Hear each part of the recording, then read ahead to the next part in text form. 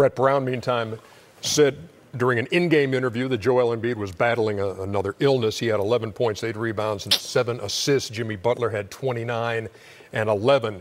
But it's the Raptors, Shaq, down 2-1, who win in the other guy's gym, and now it's 2-2 heading back to Toronto. This is an unusual team for today's basketball. They have one superstar. A lot of teams have two. They have one superstar, and he's been playing phenomenal ball.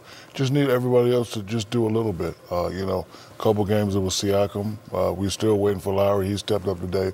We needed Marc Gasol to be more aggressive. He did that. So the others helped him out today. And, like you said, the defense, when they hold teams under 100 points, they usually win. But, they're playing great. And, when the general doesn't panic, the troops won't panic. You never see this guy panic, even though they were down going into Philly. The way he's playing, he's playing super efficient right now, 13 for 20 in the playoffs.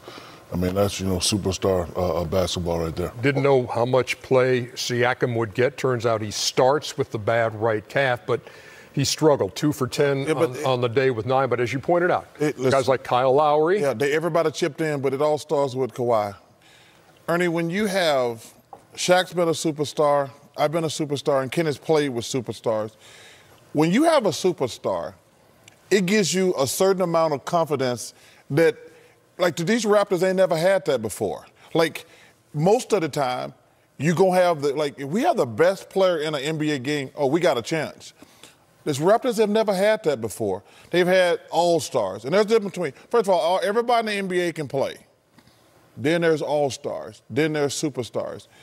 Kawhi Leonard is a superstar. And, like, when Siakam got off to an off, he was like 0 for 8, I think, at one point today, 0 for 6, I can't remember. But when you have a superstar, those other guys we're good. And that's what Kawhi Leonard gives those guys. Assess this series now 2-2 with Toronto reclaiming home court. Yeah, I think Toronto has the advantage, obviously, with home court. And to echo what Charles is saying, I think it's 100% right. I think what happens when you're a good player or an all-star, they can design defensive or offensive schemes to make you do something. The difference when you're a superstar, the defensive scheme that they're putting on you, you're actually looking for as an offensive player too.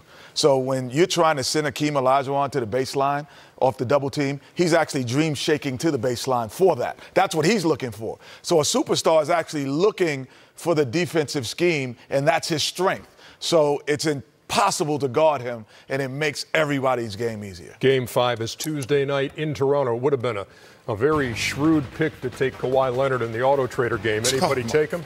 Oh, yeah, that's right. I did.